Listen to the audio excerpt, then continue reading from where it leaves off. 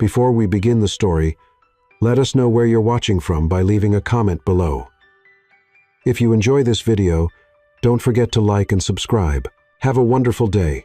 Enjoy the story, everyone. Evelyn Harper had always known her life was different from other girls in town. While her school friends talked about boyfriends, parties, and dreams of escaping the small town of Willowbrook, she found peace among the dusty shelves of the municipal library, where silence was her greatest companion, and the smell of old books soothed her restless soul. "Evie, my dear, you need to get out more," Clara, her grandmother, would say every morning as they prepared coffee together in their small kitchen. Steam rose from the white porcelain cups, mingling with the aroma of cinnamon and homemade bread that always lingered in the air. Clara stirred her sugar slowly, watching Evelyn with those green eyes faded by time, but still full of love. A girl your age should be discovering the world, meeting people, living adventures. Evelyn would smile, kissing the wrinkled forehead of the woman who had raised her with such care. Her hands would gently touch Clara's silver hair, feeling the soft texture that had always comforted her since childhood. "The world can wait, Grandma. You are my world." And it was true. Since that terrible night when she was only 8 years old, Clara had been her anchor in an ocean of pain and uncertainty. Evelyn still remembered fragments of that tragedy like cutting shards in her memory, the phone ringing shrilly late at night, breaking the silence of the sleeping house, the trembling voice of the police officer on the other end, Clara falling to her knees in the living room, her sobs echoing through the walls like an ancestral lament. Her parents, returning from a romantic dinner to celebrate their 15th wedding anniversary, never made it home. A drunk driver had taken everything from her in a matter of seconds, transforming a night of celebration into irreversible tragedy. "They were talking about you in the car, my girl," Clara had whispered that first terrible night, holding Evelyn as she cried against her soft chest that smelled of lavender and sadness. The last thing they did was talk about how proud they were of their smart and sweet daughter. "They loved you so much that I can still feel that love echoing throughout this house." At 22, Evelyn carried that pain silently, like an invisible scar that had shaped every choice, every breath, every beat of her heart. While other women her age went on weekend dates, laughed loudly at parties, and discovered the mysteries of first love, she preferred quiet afternoons, organizing books by the color of their spines, or playing the old grand piano her parents had bought when she was born. The yellowed keys responded to her touch with sweet melancholy, each note echoing through the walls of the small house she shared with Clara, like a silent prayer. The sound spread through the rooms, creating an atmosphere of nostalgia and peace that made her feel connected to the parents she would never see again. "You play just like your mother," Clara would say, stopping whatever she was doing to listen, her weathered hands holding the dish towel as she leaned against the doorframe. She had those same delicate hands. You know, she used to say music was the soul's way of talking directly to God without needing words or explanations. It was in moments like these that Evelyn felt the weight of absence like a stone in her chest. She didn't know a man's touch, had never been kissed, had never felt that urgent flutter her friends described when they talked about love and passion. Her innocence wasn't just physical, it was emotional, built by years of Clara's careful protection, who deeply feared that the cruel world would hurt her granddaughter the way it had hurt her daughter. "Evie," said Lila, her only close friend, on a sunny Saturday afternoon, as they drank iced tea on the shaded porch of the house. The wind swayed the white curtains, bringing the sweet scent of roses that Clara cultivated in the garden. "Don't you think you're hiding from life? I mean, you're beautiful, intelligent, you have a huge heart. Why not give someone a chance?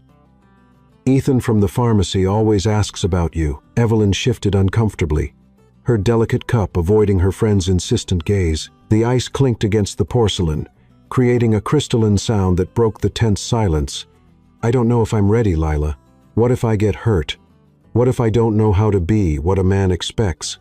I don't even know how to talk about these things. Love doesn't come with an instruction manual, honey." Lila laughed softly, her eyes shining with understanding and affection.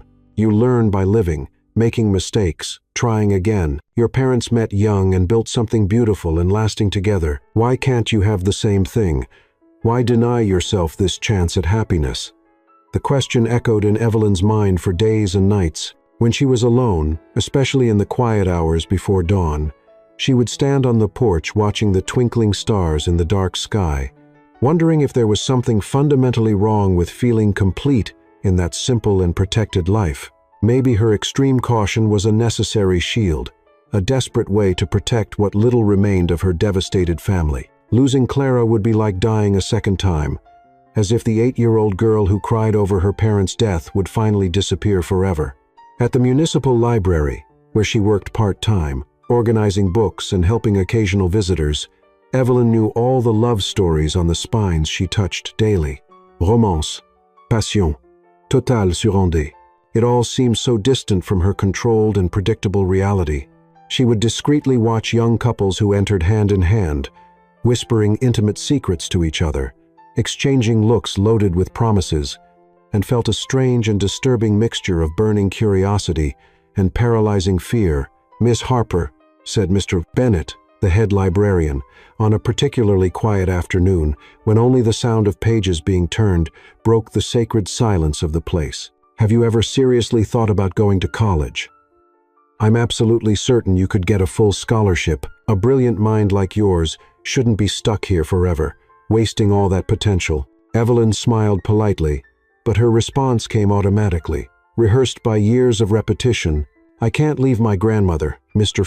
Bennet. She needs me now more than ever." It was always the same mechanical answer for all the opportunities that appeared in her life, as if her existence were a frozen bank account, waiting indefinitely for something that might never come to finally be released and used. That night, arriving home after a long day at the library, Evelyn found Clara in the kitchen holding an official letter with visibly trembling hands. The white envelope contrasted with her pale fingers, and there was something in the air that smelled of fear and unshared secrets. "What is that, Grandma?"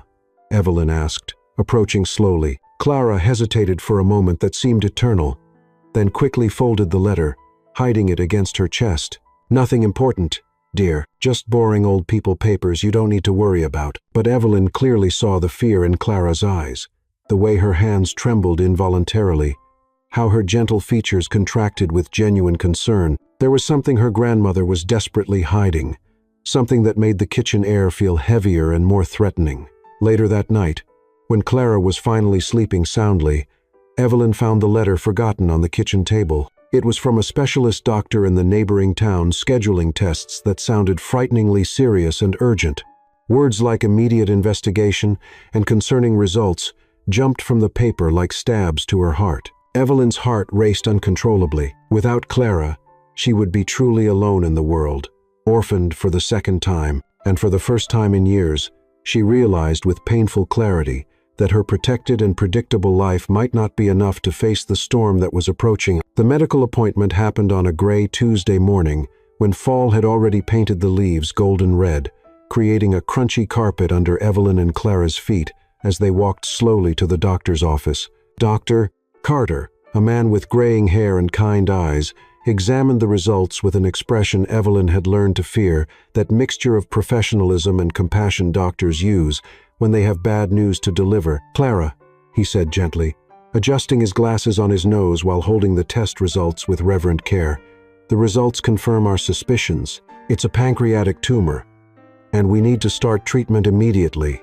Evelyn felt the world spin around her. The words echoed in the small office like gunshots, each syllable piercing her soul with surgical precision. Clara, sitting beside her in the worn leather chair, simply nodded with a calmness that frightened Evelyn more than any scream of despair would have. "How long?" Clara asked, her voice steady despite the trembling hands clutching her brown leather purse in her lap. "With aggressive treatment, we can buy precious time chemotherapy, surgery if possible, experimental medications, but I won't lie to you. The situation is serious, and treatment will be expensive." Evelyn swallowed hard, tasting the bitter flavor of fear in her throat. "How expensive?" Dr. Carter hesitated, consulting a thick folder full of papers. "We're talking about at least $50,000 in the first 6 months, maybe more, depending on how she responds to treatment." The number fell on Evelyn like an avalanche. $50,000. They could barely pay the basic household bills, with Evelyn's modest salary at the library and Clara's small retirement pension. The house was mortgaged. They had no significant savings, and the cheap health insurance they had only covered a fraction of the costs. "We'll find a way," Evelyn whispered, holding Clara's cold hand between hers. "I'll find a way." During the walk home, they traveled in heavy silence, each lost in their own terrifying thoughts. The cold October wind whipped their faces, and Evelyn pulled her coat tighter around her body, desperately wishing she could protect Clara the same way. "Evie," Clara finally said, stopping in the middle of the sidewalk and turning to face her granddaughter. Her green eyes, once bright, now seemed faded with worry. "You can't sacrifice your life for me. I've already lived my life. Had my happy moments." "Don't talk like that," Evelyn exclaimed, her voice breaking with raw emotion. "You're everything I have. Without you, I'm nothing." The following weeks turned into a nightmare of medical bills arriving in the mail like sharp blades, each white envelope stamped with numbers that made Evelyn feel nauseous. She picked up extra shifts at the library, working from early morning until late at night, organizing books until her fingers ached and her eyes burned with fatigue. "Evelyn, you're killing yourself," Lila said one afternoon when she found her asleep on a pile of books in the fiction section. "When was the last time you slept properly?" "I can't stop," Evelyn mumbled, rubbing her eyes red with exhaustion. "Every hour I rest is money I'm not earning. Clara needs the treatment." She started selling everything of value. First came her mother's jewelry, a pearl necklace she'd worn on her wedding day, small diamond earrings that had belonged to her great-grandmother, the engagement ring Evelyn had treasured. Each piece sold tore away a piece of her soul, as if she were betraying her parents' memory. "Don't do this, dear," Clara begged when she saw Evelyn packing the pearl necklace in a small blue velvet box. "Your mother's jewelry is all you have left of her." "My mother would understand," Evelyn replied, trying to keep her voice steady while closing the box with trembling hands.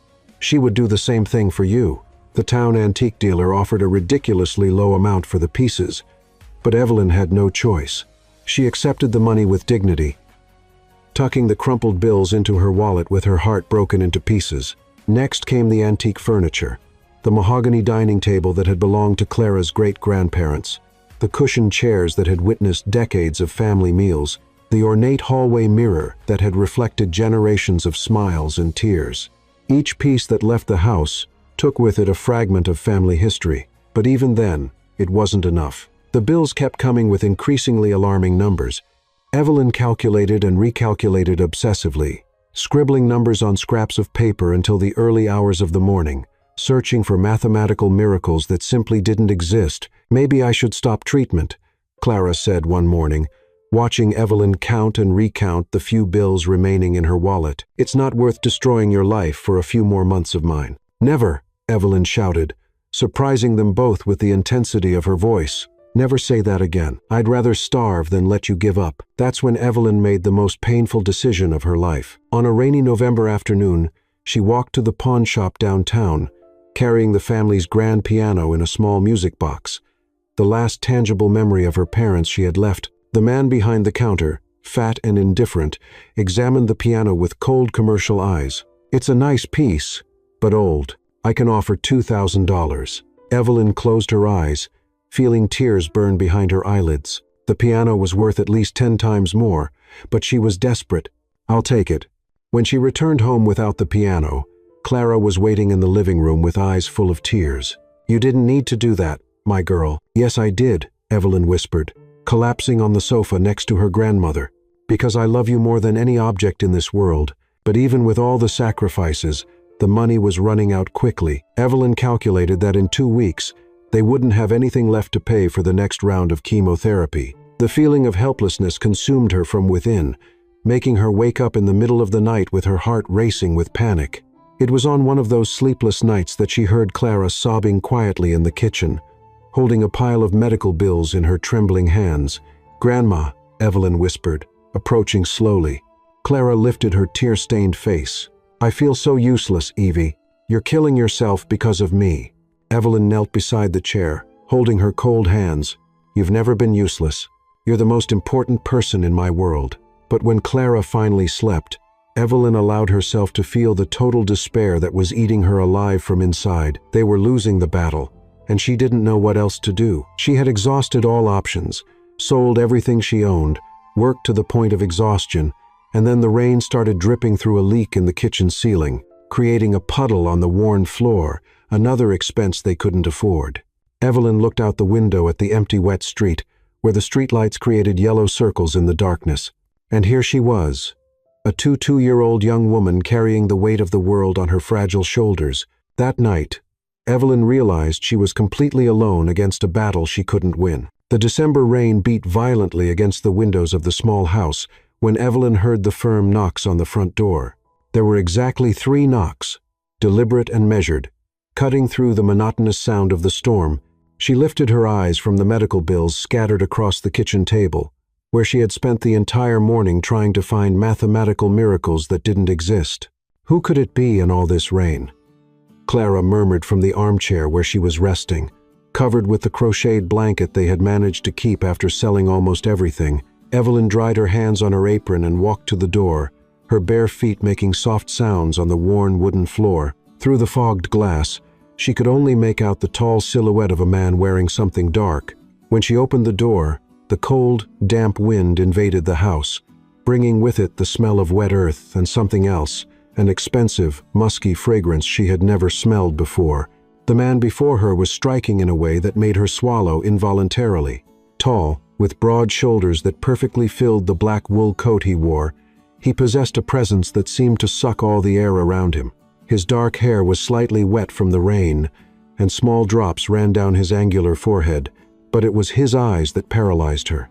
Blue like the storm outside, penetrating and cold, studying her with an intensity that made her feel completely exposed. "You're Evelyn Harper," he said, and it wasn't a question. His voice was deep, controlled, carrying a natural authority that made people pay attention. There was no warmth in it, only absolute certainty that left her unsettled. "Yes," she stammered, pulling her cardigan tighter around her body. "Can I help you?" He didn't smile, didn't offer explanations, didn't apologize for showing up unannounced on a stormy afternoon. He simply watched her for a moment that seemed to stretch into eternity, his eyes traveling over her face as if memorizing every detail. "Damien Knight." He finally introduced himself, his voice cutting through the air like a blade. "We need to talk." The name hit her like lightning. Damien Knight. Everyone in Willowbrook knew that name, whispered about him in tones of reverence and fear. The tycoon who had built an empire from nothing. The man who could buy and sell the entire town if he wanted to. His companies employed half the local population. His businesses extended throughout the state, and his influence was legendary, but no one really knew him. He was an almost mythical figure, occasionally seen in expensive cars passing through the streets, but always distant, always unreachable. "What do you want with me?" Evelyn asked, her voice sounding small and fragile against the noise of the rain. "May I come in?" It wasn't really a question, and she instinctively stepped aside, allowing him to cross the threshold. He filled the small space of the living room with his dominant presence, his eyes quickly scanning the environment, the remaining furniture, the peeling walls, the obvious signs of financial hardship. "Evie." "Who is it?" Clara's frail voice came from the living room, loaded with curiosity and a touch of concern. Damien turned toward the voice, and Evelyn saw something almost imperceptible pass through his eyes, a shadow of something that might have been compassion. But it passed so quickly, she wasn't sure if she had really seen it. "My grandmother," Evelyn explained quickly, moving to stand between Damien and the room where Clara was resting. A wild protective instinct had taken over her, even without understanding why this man was there. "Evelyn, I want to make you a proposal," Damien said, without beating around the bush, completely ignoring normal social protocols. He didn't sit down, didn't accept coffee, didn't make small talk. He simply got straight to the point with brutal efficiency. "I know about your grandmother's situation. I know about the medical debts, about what you've been selling, about the desperation you're both facing." Evelyn's blood ran cold. "How do you know that?" A cold smile touched his lips, but didn't reach his eyes. "I know many things, Evelyn. It's my business to know." She felt a wave of indignation rise in her chest. "If you came here to buy our house for a fraction of its value, or offer us some loan shark deal, you can leave right now." "No," he said simply, and there was something in the way he pronounced that single word that made her stop talking. "I came to offer a solution." Evelyn crossed her arms, trying to appear more confident than she felt. "What kind of solution?" Damien studied her for a long and uncomfortable moment, as if evaluating her ability to handle what he was about to say. When he finally spoke, his words fell between them like heavy stones. "Marry me." The world stopped. Evelyn blinked several times, certain she had misunderstood. "What? Marry me," he repeated with the same naturalness with which he would state the weather. "In exchange, I'll take care of all your grandmother's medical expenses, the best doctors, the best treatments, experimental medications if necessary. And you'll never have to worry about money again." Evelyn felt her legs go weak. She leaned against the doorframe, trying to process what she had just heard. "You're crazy.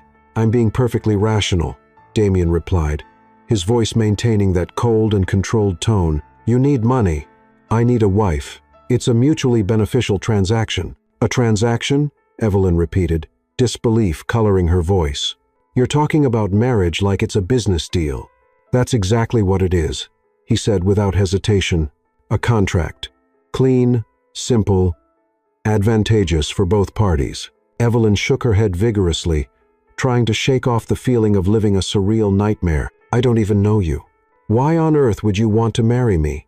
Something darkened in his eyes, a shadow that made her instinctively step back. "My reasons are my own, Evelyn. All you need to know is that I'm offering you a way out of your desperate situation." "This is insane," she whispered, more to herself than to him. "Completely insane." "It's practical," Damien corrected coldly. "Your grandmother has how many months? 3, 4 at most without proper treatment. Maybe weeks. You can stand there struggling with your moral indignation while she wastes away. Or you can make a decision that will save her life." His words were like slaps, each one hitting Evelyn with surgical precision. Tears burned her eyes, but she held them back with pure willpower. "And what do you get out of this?" she asked, her voice trembling with contained emotion. Damien hesitated for the first time since he had entered the house. His eyes looked away momentarily, as if he was struggling with something internal. When he looked at her again, there was a hardness in his expression that hadn't been there before. "That's none of your business," he said finally. "Do you accept or not?" Evelyn looked back toward the living room where Clara was resting, probably wondering about the whispered conversation at the entrance. Her grandmother, who had sacrificed everything to raise her, who deserved to live her final years in peace and not in agony. Then she looked back at Damien Knight, this powerful stranger who had appeared out of nowhere with an impossible proposal. "I need to think," she murmured. "You have until tomorrow," Damien said, turning to leave. "I'll be back at 7. 0 inches the evening for your answer." He stopped at the door, the rain creating a curtain between him and the dark night. "Evelyn," he said without turning around, "your grandmother doesn't have time for you to have doubts." And then he was gone, disappearing into the storm like an apparition, leaving only the echo of his words and the musky fragrance that seemed to have permeated the air of the small house. Evelyn spent the entire night walking through the small house like a caged animal, her bare feet making noise against the wooden floor, while her mind spun in desperate circles. At 5:00 inches the morning, when the first ray of sunlight filtered through the faded curtains, she finally surrendered to the inevitable. Clara needed treatment, and Damien Knight was the only way out. When he returned that night, punctually at 7, he found Evelyn waiting on the porch, wearing the only decent dress she still owned, a simple navy blue that had belonged to her mother. She had spent the entire day explaining the situation to Clara, who protested vehemently until she understood it was a matter of life and death. "Your answer?" Damien asked, without preamble, climbing the porch steps with controlled and precise movements. "I accept," Evelyn said, the words coming from her throat like ground glass. "But with conditions." He raised an eyebrow, clearly not accustomed to being challenged. "Which ones?" "Clara stays with me. Wherever I go, she goes too. And I want to see the medical treatment contracts before I sign anything." Damien studied her for a long moment, as if re-evaluating who she really was. "Done," he said finally. "We'll marry on Friday." "Friday?" Evelyn choked. "That's in 3 days." "I see no reason for delays," Damien replied coldly. "The longer we wait, the worse your grandmother's condition gets." The ceremony took place on a cold December morning at the town courthouse, a gray and lifeless building that smelled of old paper and disinfectant. Evelyn wore a simple white dress that Lila had lent her, 2 sizes too big, making her look even more fragile and lost. There were no flowers, no music, no guests, besides Clara and Lila as witnesses.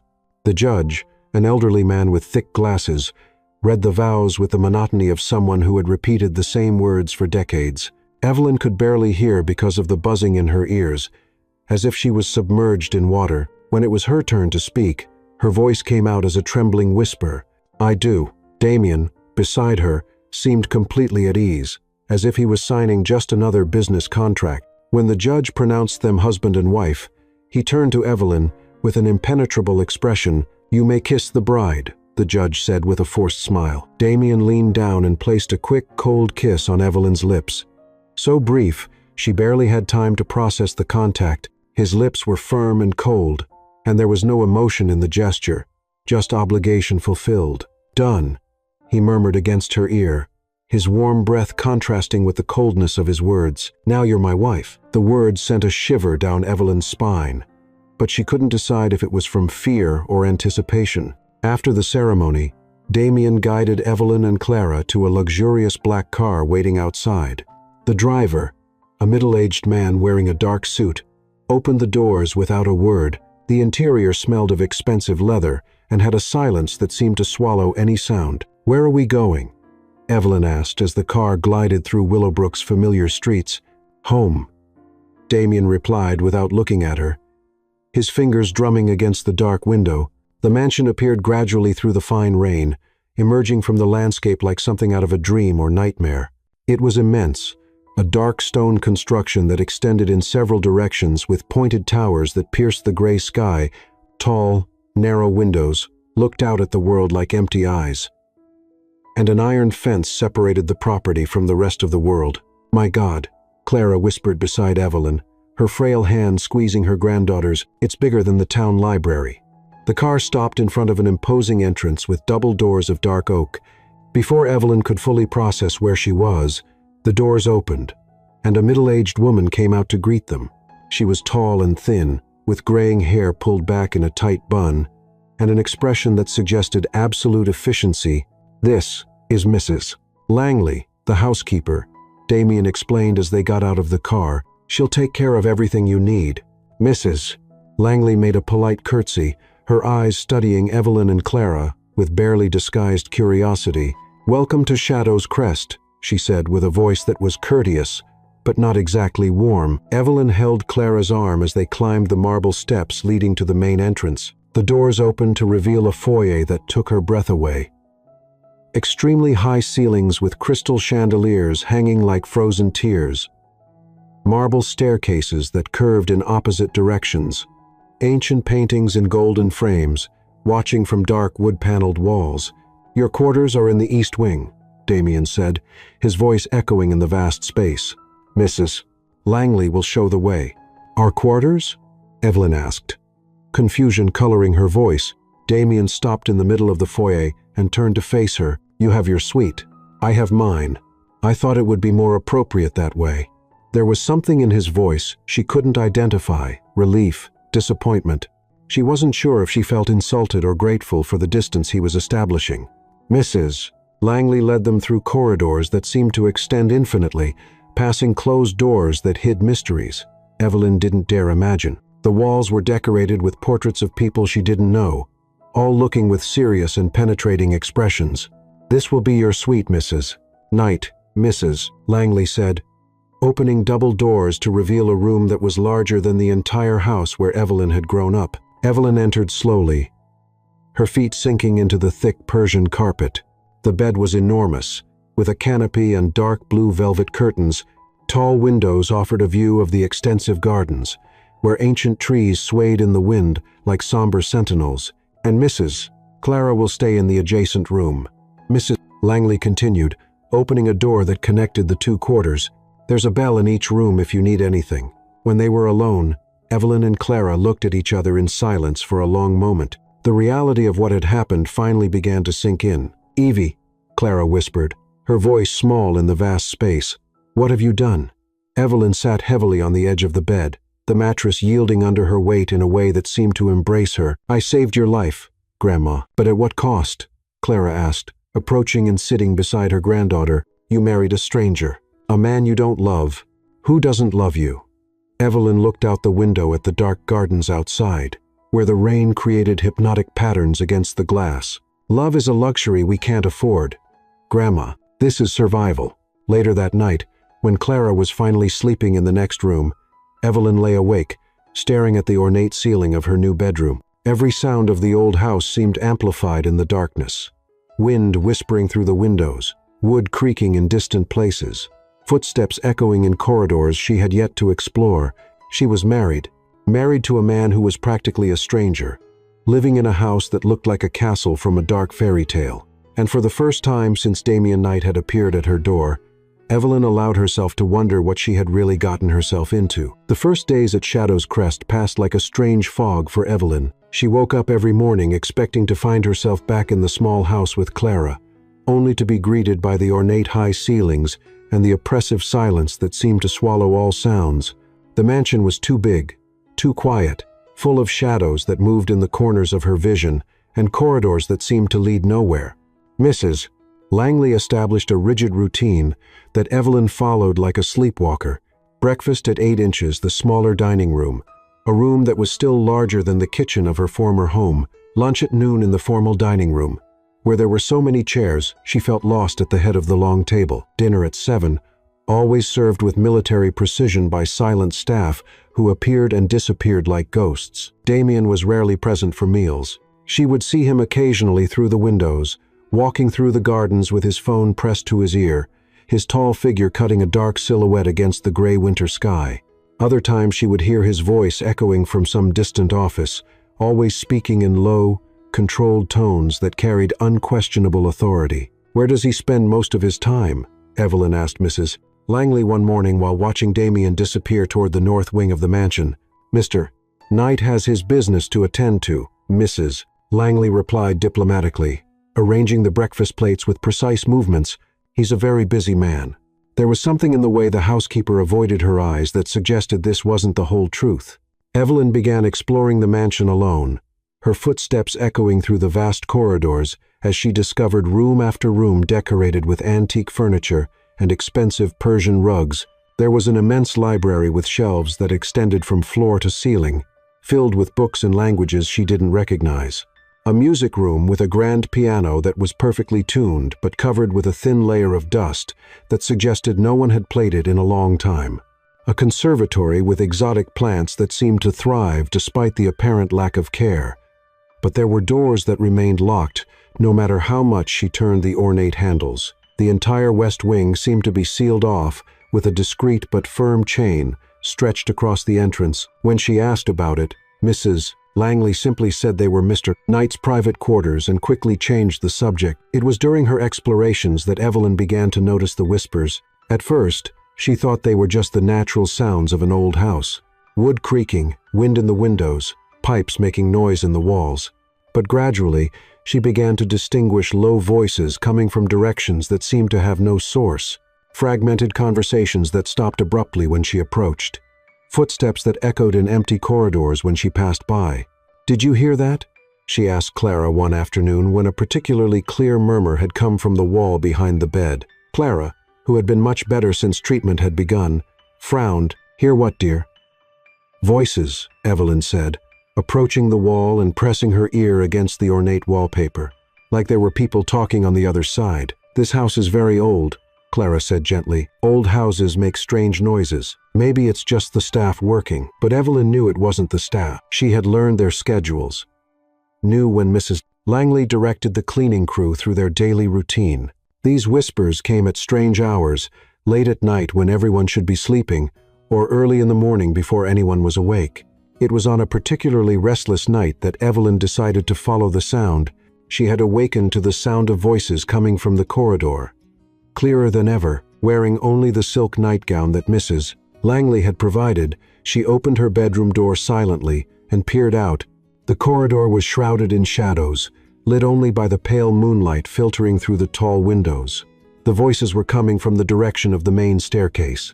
Evelyn followed the sound, her bare feet making soft noises against the cold marble floor. The closer she got, the clearer the voices became. Two people, one of whom she recognized as Damien, speaking in urgent, low tones. "It can't continue like this." An unknown voice was saying, "It's too dangerous." "It's necessary," Damien replied, his voice carrying that controlled coldness she had learned to recognize. "She can't know. Not yet. What if she finds out? What if she starts asking questions?" There was a long pause before Damien answered, "Then we'll deal with it when it happens." Evelyn pressed herself against the wall, her heart beating so loudly she was sure they could hear it. What were they talking about? What couldn't she know? "The resemblance is disturbing," the unknown voice continued, "especially with her wearing those dresses. It's like I know." Damien cut off abruptly. "You think I don't know?" Evelyn took a deep breath and leaned a little more to try to see who the other person was. But her foot slipped slightly on the smooth marble. The small sound echoed in the silence like a gunshot. The voices stopped immediately. Evelyn held her breath, pressing herself against the wall so hard that the ornate wallpaper imprinted on her skin. For one terrible moment, there was only absolute silence. Then footsteps.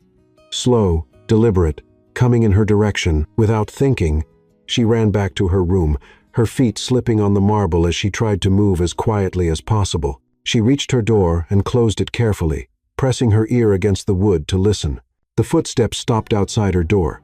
Evelyn held her breath, her heart hammering against her ribs as she imagined Damien on the other side, knowing she had been listening. Seconds passed like hours until the footsteps finally moved away. She lay in bed with trembling hands, her mind racing with questions she had no answers to. What secrets was Damien hiding? Why couldn't she know? And what had the other person said about resemblance? Resemblance to whom? The next morning, during breakfast, Damien appeared for the first time in days. He sat at the table with his usual dominant presence, but Evelyn noticed that his eyes studied her with a new and disturbing intensity. "Sleep well?" he asked, his voice too casual to be genuine.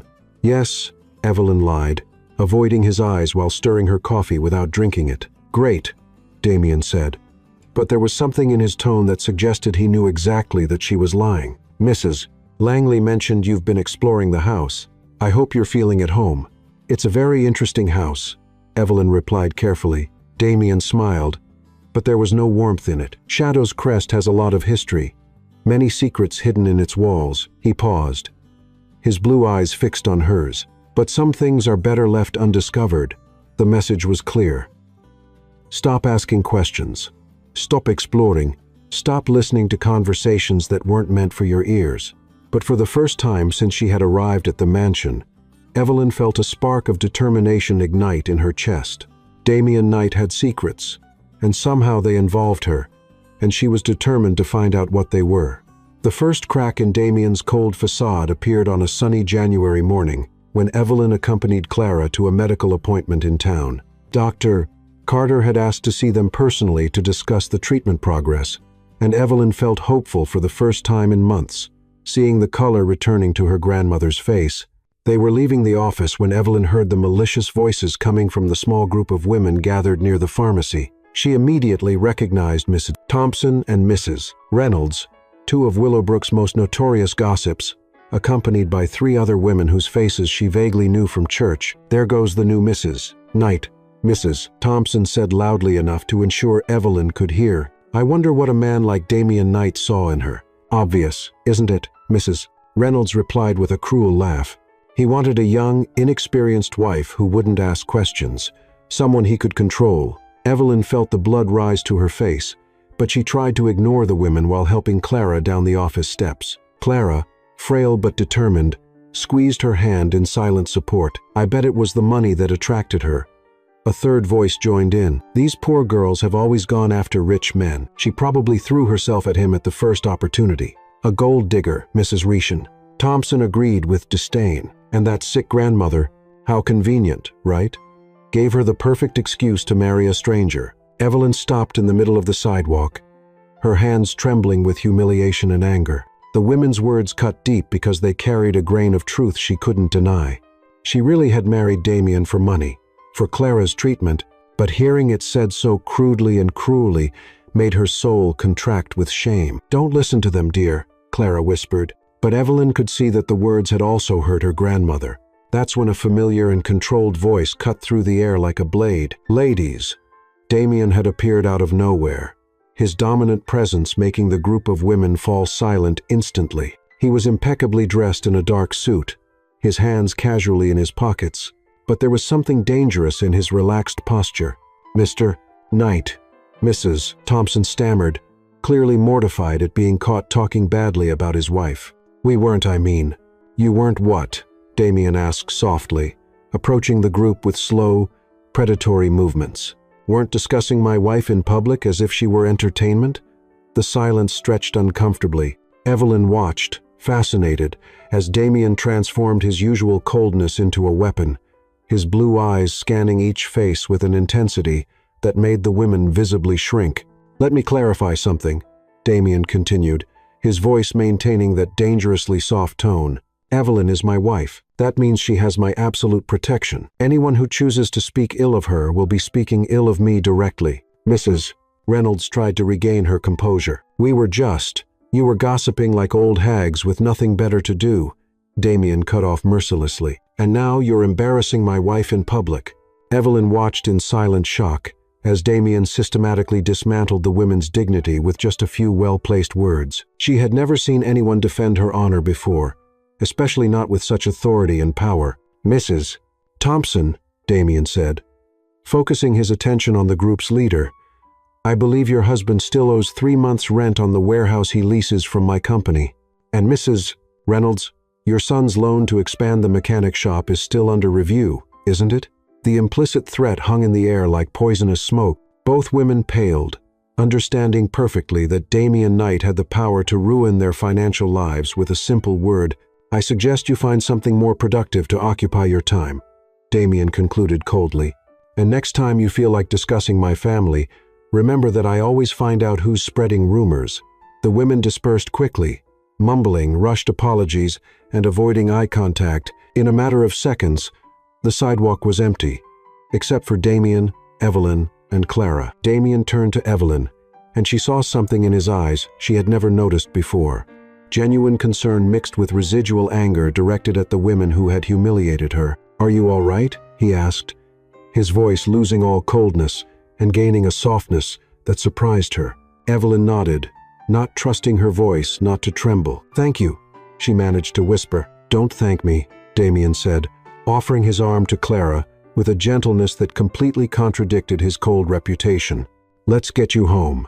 During the ride back to Shadow's Crest, Evelyn watched Damien interact with Clara with a patience and consideration that revealed a completely different side of his personality. He adjusted the car's heating when he noticed she was shivering, asked about her treatment with genuine interest, and even smiled, really smiled when Clara told a funny story about Evelyn as a child. "You're very different from what people say," Clara commented when they arrived at the mansion.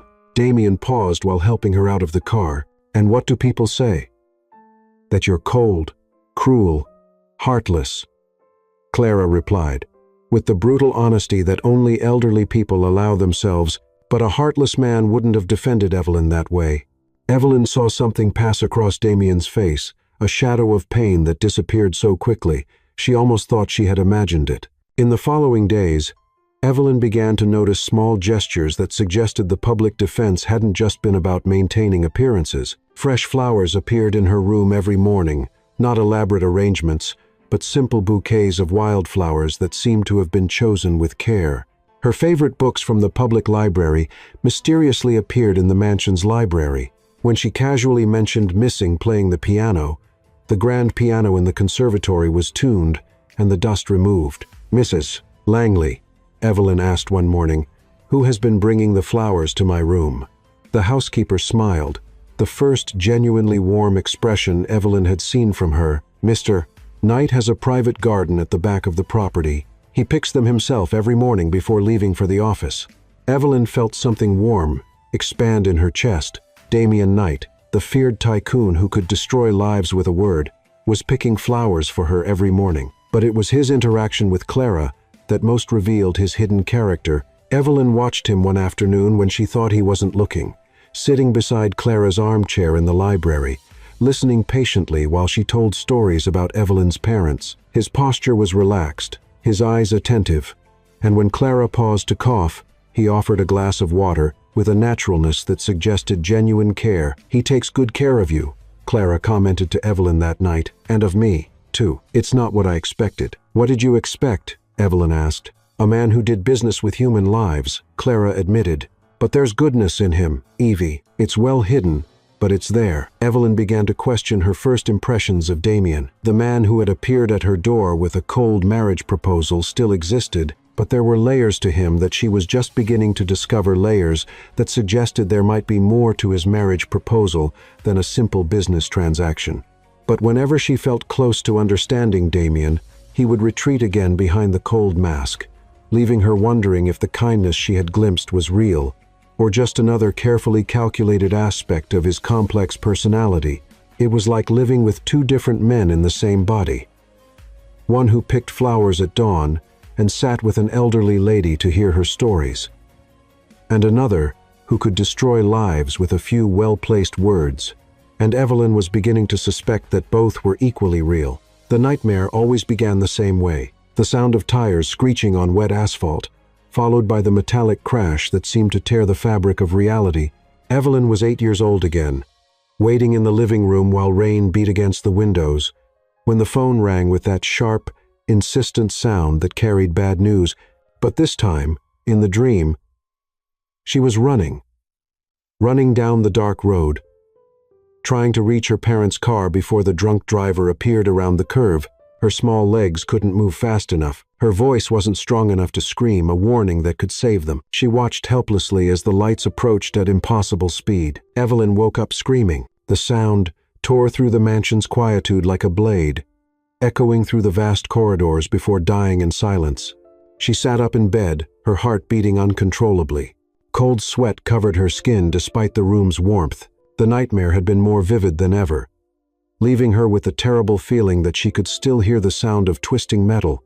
Her hands trembled as she tried to turn on the lamp on the nightstand, but it slipped between her sweat-dampened fingers and fell to the floor with a noise that sounded like a gunshot in the darkness. Evelyn collapsed into sobs. All the repressed pain of years finally found an outlet. That's when she heard the footsteps, quick, determined, coming down the corridor. Someone had heard her scream. The door opened without ceremony, and Damien appeared in the doorway, wearing only dark pajama pants, his hair disheveled from sleep. His eyes quickly scanned the room, looking for signs of danger before landing on her. The moment he saw Evelyn huddled in bed, trembling with anguish, his expression changed completely. "Evelyn." His voice was rough with sleep, but loaded with genuine concern. "What happened?"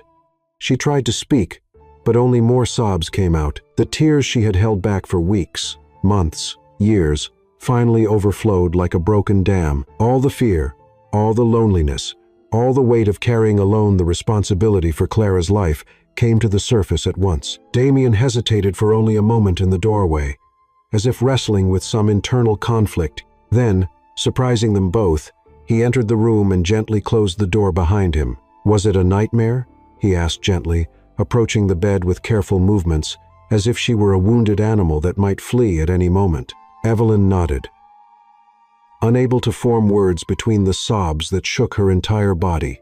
Damien sat carefully on the edge of the bed, maintaining a respectful distance, but offering his presence as comfort. "About your parents." His voice was softer than she had ever heard it, stripped of all its usual coldness. I always dreamed that I can save them." Evelyn managed to whisper between tears, "that if I run fast enough, scream loud enough, I can stop it from happening. But I never can. I never can get there in time." Damien remained silent for a long moment, and when Evelyn finally looked up at him, she saw something in his expression she had never seen before. Deep, recognizable pain, as if he understood exactly what she was talking about. "How old were you?" he asked gently. 8. Evelyn whispered, wiping her face with trembling hands. "Clara said they were coming back from a romantic dinner. It was their wedding anniversary. They were talking about me in the car when her voice broke again, and to her complete surprise, Damien moved closer. He hesitated for a moment, then reached out and gently brushed away a strand of hair stuck to her tears. "You couldn't have saved them," he said with quiet certainty that cut through her guilt like a balm. "You were a child. It wasn't your responsibility to protect them. But if I had done something different that night, If I had asked them not to go out, if I had pretended to be sick, then you would be carrying guilt that isn't yours." Damien interrupted gently. "Trust me, Evelyn. I know what it's like to carry the weight of deaths that are beyond our control." There was something in his voice that made Evelyn stop crying and really look at him. In Damien's blue eyes, she saw a reflection of her own pain, old, deep, carefully hidden, but never fully healed. "You lost someone too," she said, not a question, but a whispered statement. Damien looked away, his muscles tensing as if he were preparing to retreat behind the cold mask. But then, to Evelyn's surprise, he nodded slowly. "My sister," he said, the words coming out as if torn from somewhere deep and painful inside him. "Isabel. She was 16 when she died. I was 22. Evelyn felt her heart contract with empathy. "What happened?" Damien was silent. For so long she thought he wouldn't answer. When he finally spoke, his voice was rough, with repressed emotion. "Leukemia. She fought for 2 years, but in the end he stopped, his hands clenching into fists on his knees. I promised I would save her. I used my entire fortune, sought out the best doctors, experimental treatments, anything, but it wasn't enough."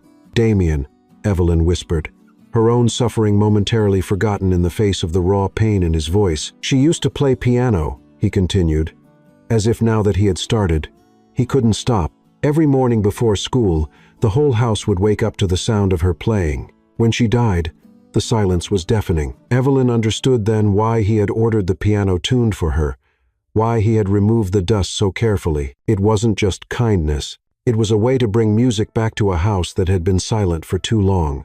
"That's why you chose me," she said softly, the pieces finally falling into place. "It wasn't random. There's something about me that reminds you of her." Damien met her eyes, and in them she saw naked vulnerability he had never shown before. "Isabel was gentle like you, brave like you. She would have done anything to save someone she loved, like I did." Evelyn murmured. "Understanding, like you did," he confirmed. "When I saw you willing to marry a stranger to save Clara, I saw Isabel. I saw the same quiet strength, the same fierce determination masked by gentleness." They looked at each other in silence, and Evelyn felt something fundamental shift between them. The careful distance Damien had maintained, the barriers he had built, everything began to crumble in that moment of shared vulnerability. "Why didn't you ever tell me this before?" she asked. Damien smiled, a sad but genuine smile that completely transformed his face. "Because admitting I chose you for emotional reasons instead of purely practical ones would mean admitting I'm not the cold businessman everyone thinks I am." "And are you?" Evelyn asked. "Cold." Damien reached out hesitantly, his fingers lightly touching hers. "With you? No.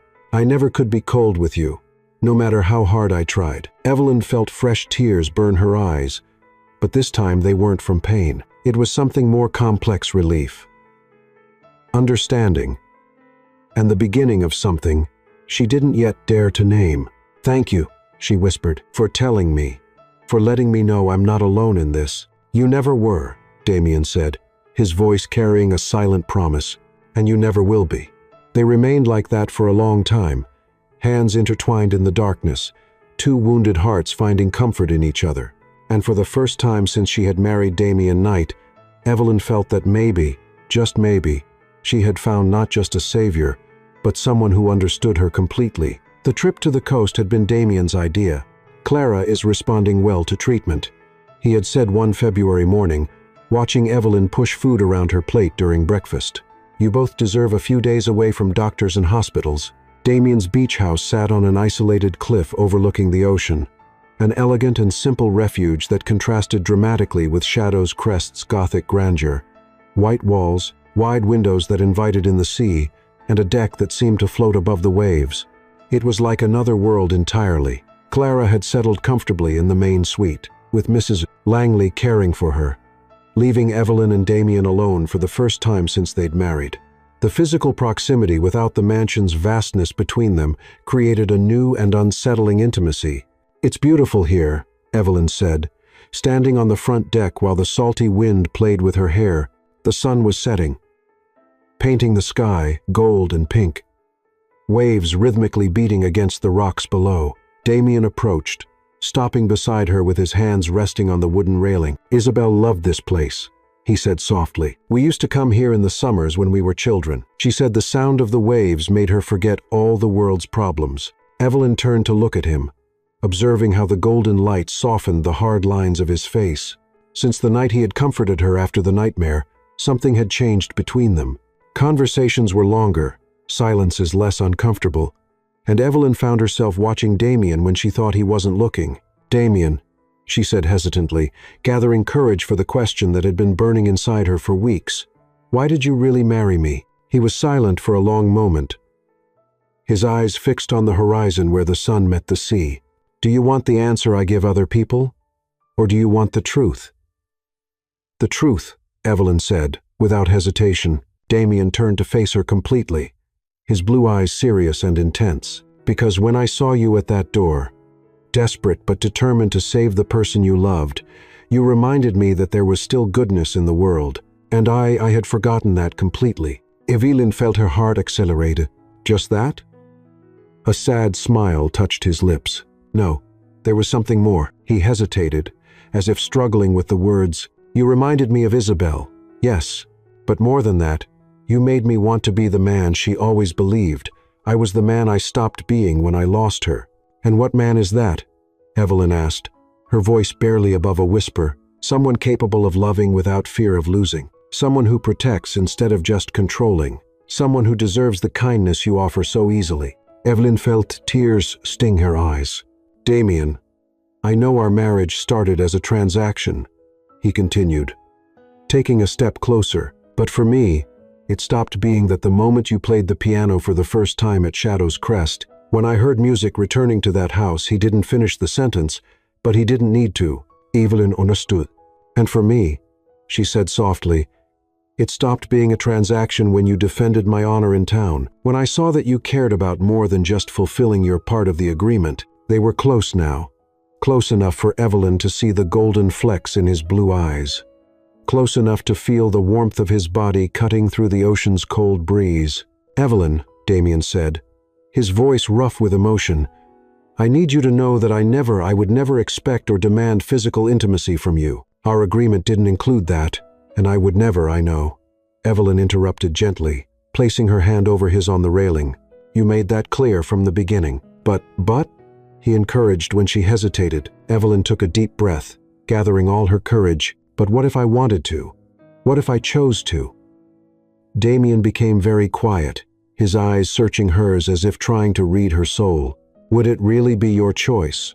Without coercion, without obligation, without misdirected gratitude? Do you think it's gratitude that makes me want to kiss you right now?" Evelyn asked, surprising them both with her boldness. Damien's eyes darkened, but he didn't move. "Evelyn, you're a virgin. You've never. Are you sure you understand what you're saying?" "I understand that I'm 22 years old, and that for the first time in my life, I'm looking at a man and feeling things," she said, blushing but determined. "I understand that when you touch me, even just casually, my heart races. I understand that I dream of you kissing me for real, not just that cold kiss from the ceremony." Damien closed his eyes for a moment, as if fighting some internal battle. "If we do this," he said finally, "there's no going back. It won't just be a convenient arrangement between us anymore." "Good," Evelyn said simply. "Because I don't want it to be convenient anymore." Damien looked at her for a long moment, then slowly raised his hand to touch her face. His fingers were rough against her soft skin, but the touch was reverent, almost worshipful. "Are you sure?" he asked one last time.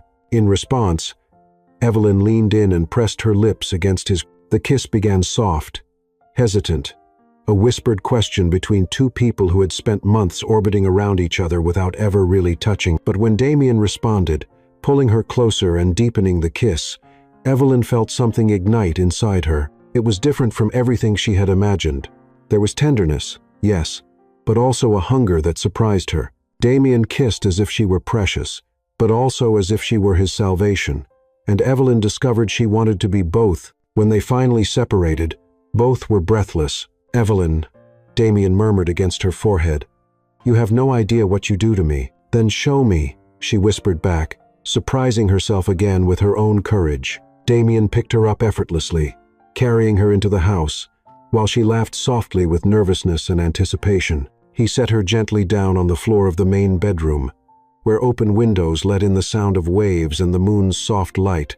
"We can stop at any time," he said, his hands framing her face. "Promise me, you'll tell me if you want to stop." "I promise," Evelyn said. "But Damien, I don't want to stop." What happened next was a slow dance of discovery. Damien undressed her with reverence, his hands and lips exploring every inch of revealed skin, as if she were a rare work of art. He whispered her name like a prayer, asked permission before each new touch, each new intimacy.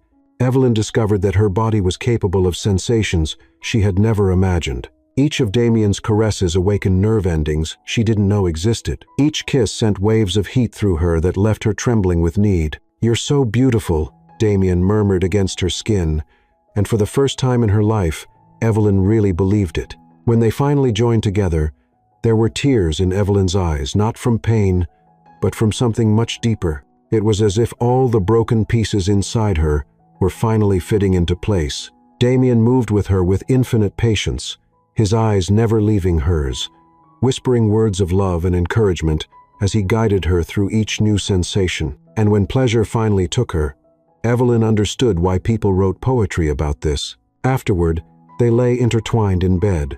Evelyn's skin pressed against Damien's chest while she listened to his heart beat strongly under her ear. The waves outside provided a soft soundtrack to their slowly normalizing breathing. "No regrets?" Damien asked softly, his fingers playing with her hair. Evelyn lifted her head to look at him. "None. And you?" Damien smiled. The first truly happy smile she had seen from him. "How could I regret something so perfect?" Evelyn snuggled closer to him, feeling completely safe for the first time in years. Outside, the ocean continued its eternal dance, and inside the small refuge they had created, two wounded souls had found healing in each other. "Damien," she murmured against his chest. "I love you." She felt his whole body tense for a moment, and for one terrible second, Evelyn wondered if she had said the wrong thing. Then Damien turned her so he could look into her eyes. "I love you too," he said.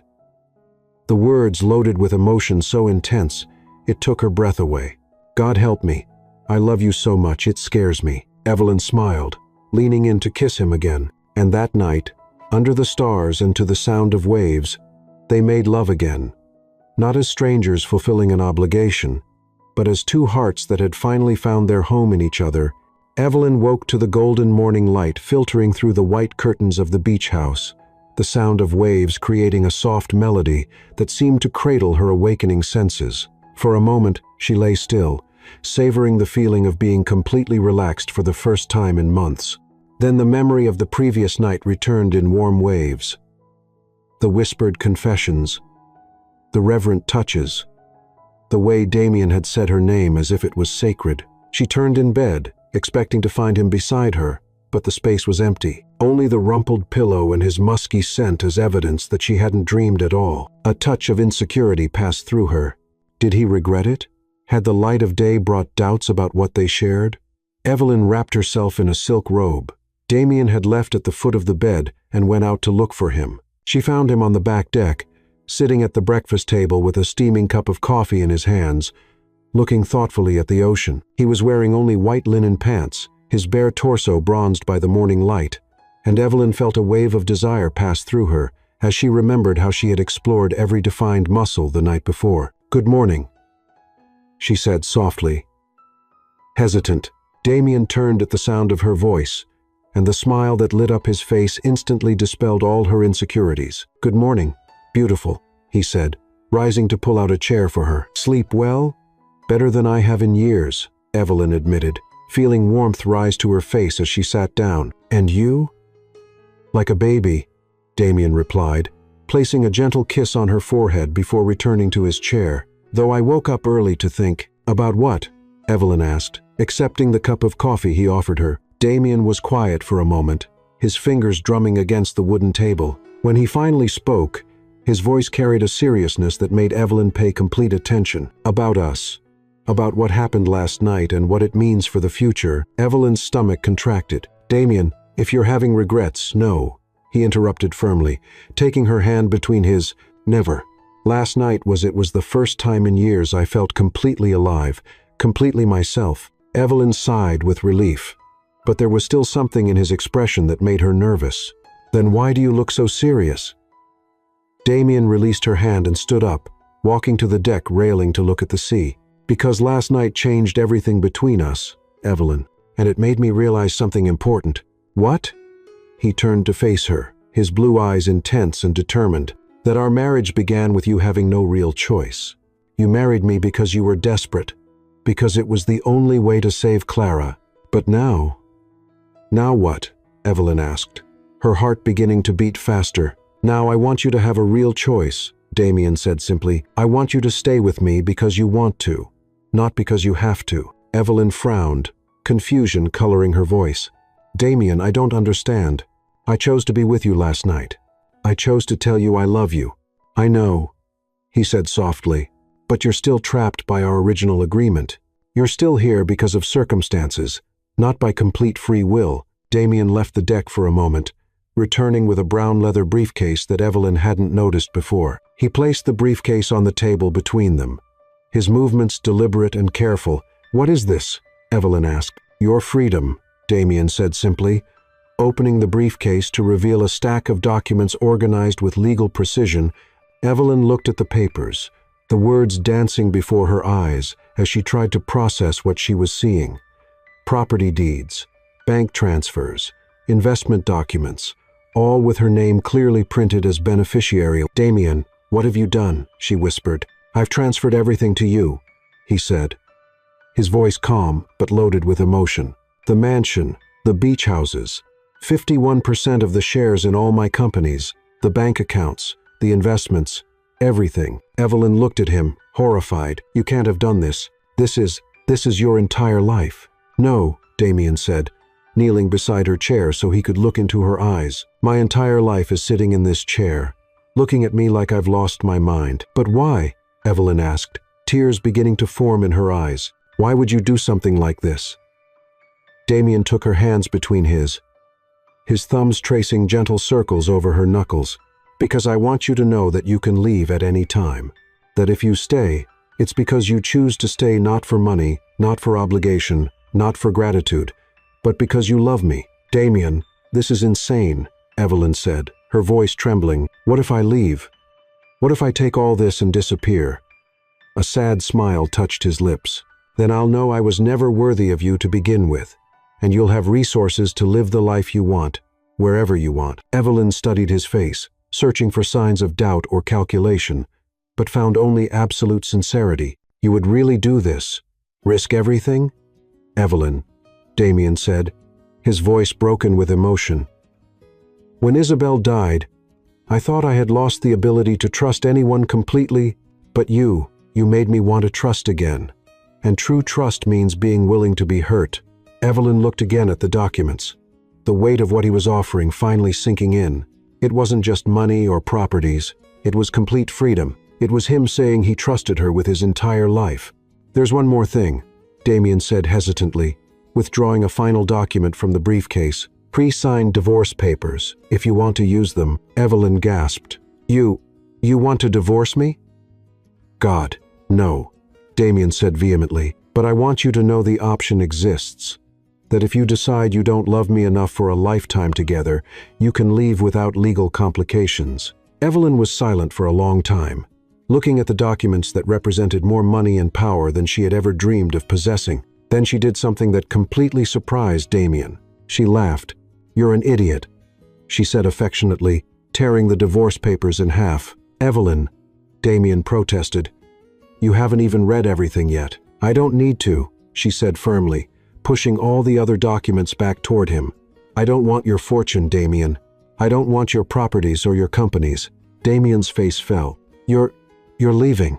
Evelyn stood up from the chair and positioned herself between his legs, framing his face with her hands. I'm saying that the only thing in this briefcase I want is you. Just you. But Evelyn, you don't understand. This would give you complete security, independence. I already have those things, Evelyn interrupted gently. I have them through your love, through knowing that you see me as your equal, not as your property or obligation. Damien closed his eyes, resting his forehead against hers. "Are you sure? Because once I put these papers away, I'm going to fight for you. I'm going to do everything in my power to keep you with me forever." Evelyn smiled, leaning in to kiss him softly. "Good, because I plan to do the same." When they separated, Damien pulled her into his lap, holding her as if she were the most precious thing in the world. "I love you so much," he murmured against her hair. "So much it scares me." "Don't be afraid," Evelyn whispered back. "Not of me. Never of me." They stayed like that for a long time, embracing on the deck, while the sun climbed higher in the sky, and the waves continued their eternal dance below. And Evelyn knew with a certainty that surprised her that she had finally found her home not in a grand mansion or a bank account, but in the arms of a man who loved her enough to set her free. "Damien," she said finally. "Yes? Next time you decide to give me your entire fortune, at least warn me first. I almost had a heart attack." Damien laughed, a rich, genuine laugh that vibrated through his chest. "I promise. Though you should know, I've already planned to give you much more than money." "What else could you possibly give me?" Evelyn asked curiously. Damien smiled, his eyes shining with a promise that made her heart race. "My entire future. Every day, every breath, every heartbeat. If you want it." "I want it," Evelyn said without hesitation. "I want all of that and more." And on that golden morning by the ocean, with forgotten documents scattered by the salt wind, Evelyn and Damien sealed a promise that was much more powerful than any legal contract, the promise of two hearts, choosing each other freely, completely, and forever. 6 months later, Evelyn walked through the seaside village where everything had begun to change between her and Damien. Spring had transformed the landscape, filling the air with the perfume of wildflowers and the sound of birds singing in trees that swayed gently in the warm breeze. But it was the change within herself that surprised her most. The confidence in her steps, the peace in her heart, and the unwavering certainty that she was exactly where she belonged. Damien walked beside her, his fingers intertwined with hers in a way that had become as natural as breathing. There was no more hesitation in their touches, no careful formality in their conversations. The man who had once appeared at her door as a cold and intimidating stranger had revealed himself as someone capable of laughing at her bad jokes, comforting her during occasional nightmares, and dancing with her in the kitchen while Mrs. Langley pretended not to see. "Remember the first time we came here together?" Damien asked, stopping near the spot where they had made love for the first time months ago. "How could I forget?" Evelyn replied, smiling at the memory. "I was so nervous I could barely form complete sentences." "You were beautiful," Damien said, bringing her hand to his lips to place a gentle kiss on her knuckles. "You still are." Evelyn blushed. Even after all these months, Damien still had the power to make her feel like a lovesick teenager with just a look or casual touch. They settled on the same deck where they had shared their first true vulnerabilities, but now there was an ease between them that only came with time and built trust. Evelyn snuggled against Damien's side, her head resting on his shoulder as they watched the sun begin its descent toward the horizon. "Evelyn," Damien said softly, his fingers playing with her hair, "there's something I want to tell you." She lifted her head to look at him, noticing something different in his expression, not nervousness, but a kind of quiet serenity. "What is it?" Damien took her hands between his thumbs tracing familiar patterns on her skin. "When I proposed our original arrangement, I thought I knew exactly what I was getting. A convenient wife, pleasant company, maybe even a comfortable friendship in time." Evelyn nodded, remembering those first tense days when they could barely maintain a conversation. "But what I received was so much more than that," Damien continued, his voice growing thicker with emotion. "I received someone who brought music back to my house, someone who made Mrs. Langley genuinely smile for the first time in years, someone who transformed Shadow's Crest from a dark museum of memories into a true home." "Damien," Evelyn began, but he shook his head gently. "Let me finish," he said. "I received someone who reminded me how to laugh, how to look forward to tomorrow, how to believe the future can be better than the past. I received you, Evelyn, all of you, and it made me realize something important." "What?"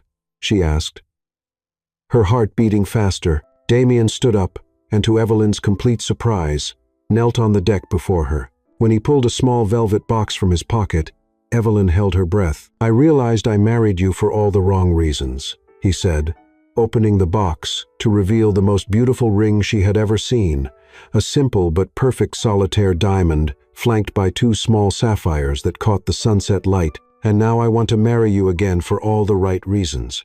Evelyn felt tears burn her eyes. "Damien, what are you doing?"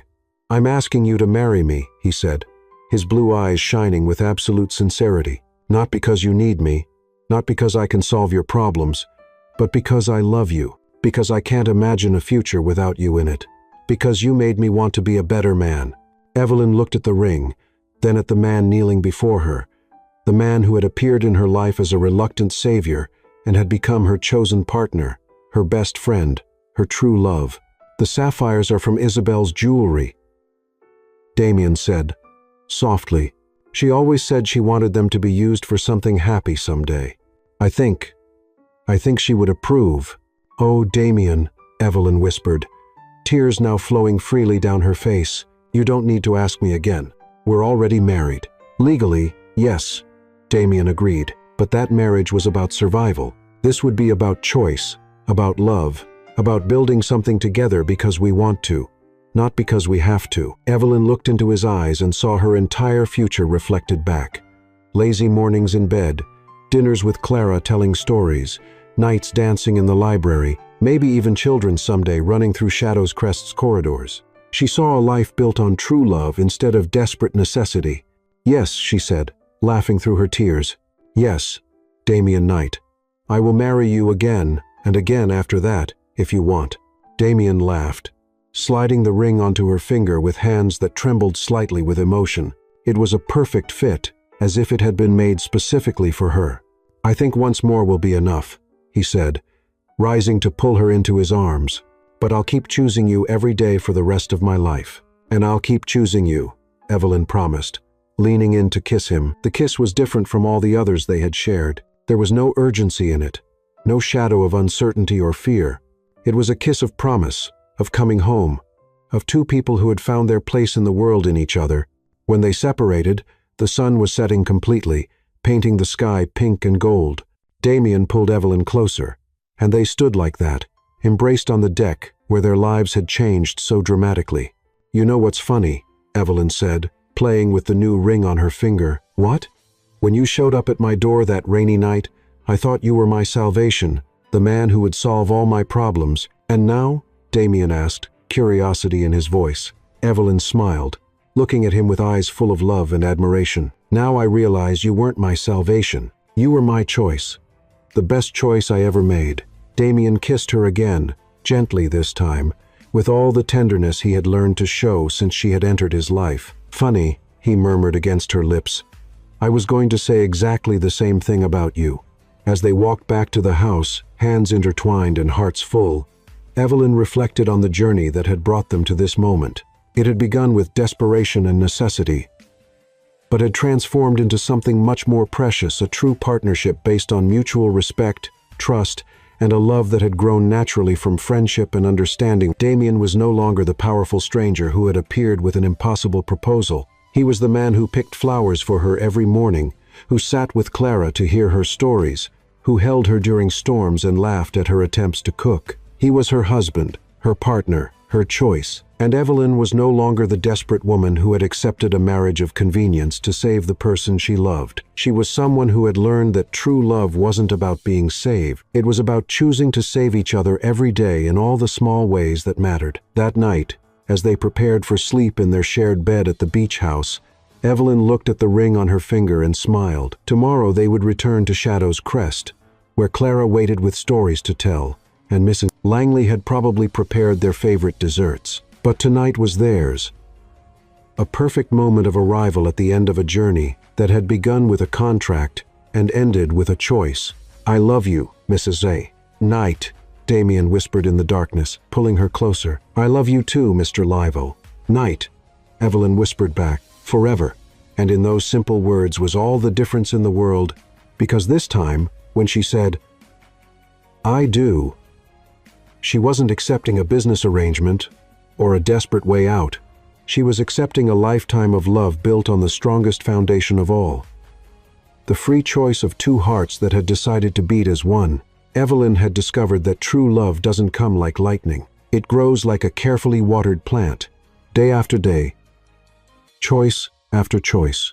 What began as a desperate agreement between strangers had transformed into the deepest union she could have ever imagined. Damien was no longer the cold man who had appeared at her door on a rainy night. He was the partner who chose every day to love and be loved. Sometimes life's greatest blessings come disguised as desperation, and the happiest endings are born from the most unlikely beginnings, because in the end, Evelyn learned that she didn't need to be saved. She just needed the courage to choose love when it presented itself.